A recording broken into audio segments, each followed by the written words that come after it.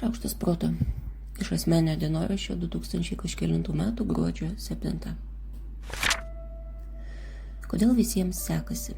Kodėl visi kiti laimingi? Kodėl kitiems pavyksta? Kodėl kiti jau turi ir jau pasiekė? Kodėl kiti taip lengvai sulieknėja, išmoksta, pasikeičia, atsikrato, transcenduoja? Dar čia nebuvot?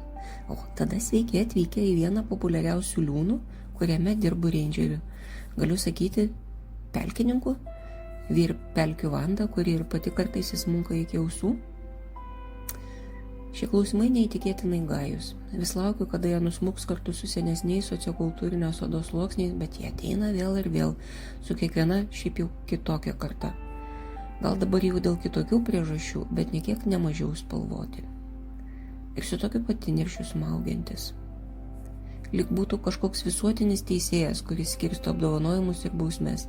Vieniems leidžia kažką daryti lengvai, lyg mažuoju piršteliu mostent, kitiems paskiria tyčia patį sudėtingiausią kelią. Bet žinot ką?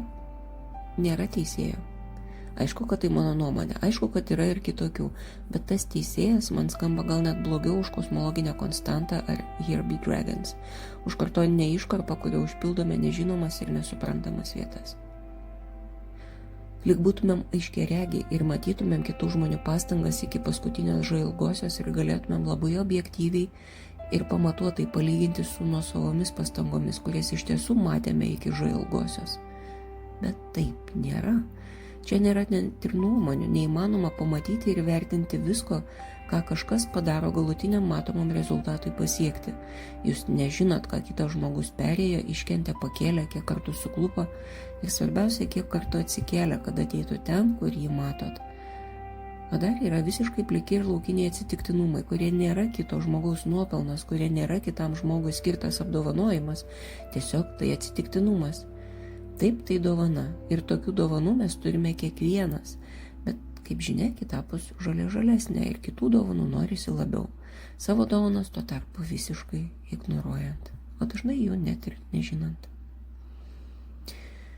Lyg turėtumėm absoliučiai pilną ir teisingą informaciją, o nebandytumėm matuotis tik pagal tai, ką matom, ką spėjam arba pasirenkam pamatyti, lyg neatmestumėm tuo atveju, kurie siūlo visai kitokias išvadas tik todėl, kad nenorime su jais lygintis, prisidengdami gerokai per mažu čia ne tas pats. Čia tas pats.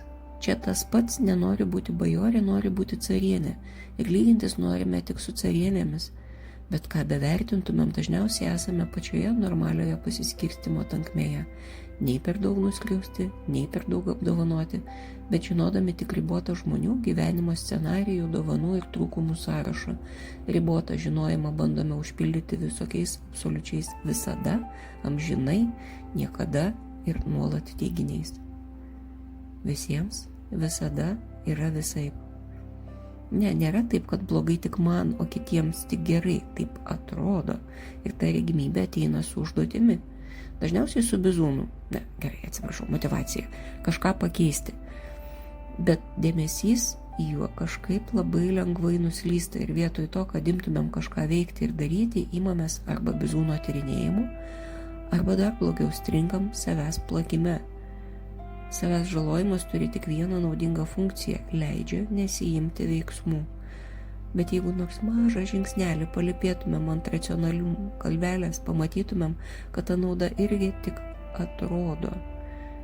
Jeigu jau kažkas netinka ir norim, kad būtų kitaip, tai gal geriau save raginti veiksmui, o ne veiksmų atidėliojimui.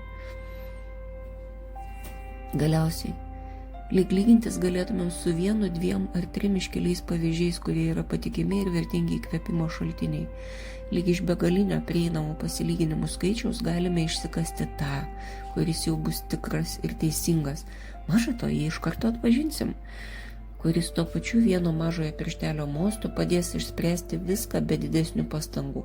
Todėl dedam be galo daug pastangų ieškodami to, besilygandami beveik nuolat ir nesustodami, taip ir neliekant laiko nei vienam veiksmui, nei vienam pokyčiui, lyg tai eksperimento žiurkė iki bado mirties spaudanti malonumo jausmą kuriančią svirtelę. Kodėl, klausiu, kodėl taip darom? Kokios naudos gaunam iš to, kad vis bandom pasilyginti su kažkuo tik tam, kad iš karto imtumėm save barti ir bausti? Ką mums tas bizūnas, juk jau lyg išaugom iš viduramžių, kaip iš tiesų plakdavom save bizūnų per nugarą. Bet kai pagalvoja apie dabartinę variaciją ir plonais randais išvagotas kažkada supjaustytas rankas ir kojas, kukliai prielaidą atsiimu. Ar tikrai, jeigu jau perskaitėm ar išklausėm iki čia, dar galvojam, kad pasilyginimo atnešamas skausmas yra vertingas ir produktyvus kelias į bet kur? Aš Monika Kuzminskaitė, sveikatos ir mitybos psichologė, padedu spręsti kasdienius ir sudėtingus elgesio, mąstymo ir emocijų klausimus. Rašau, skaitau paskaitas, teikiu psichologinės konsultacijas. Manęs rasit socialiniuose tinkluose vardu Šaukštas proto arba gyvai Vilniuje Goštauto gatvėje. Rašykit man asmeninę žinutę socialiniuose tinkluose arba elektroniniu paštu adresu šaukštas.proto@gmail.com. Taikos ir ramybės.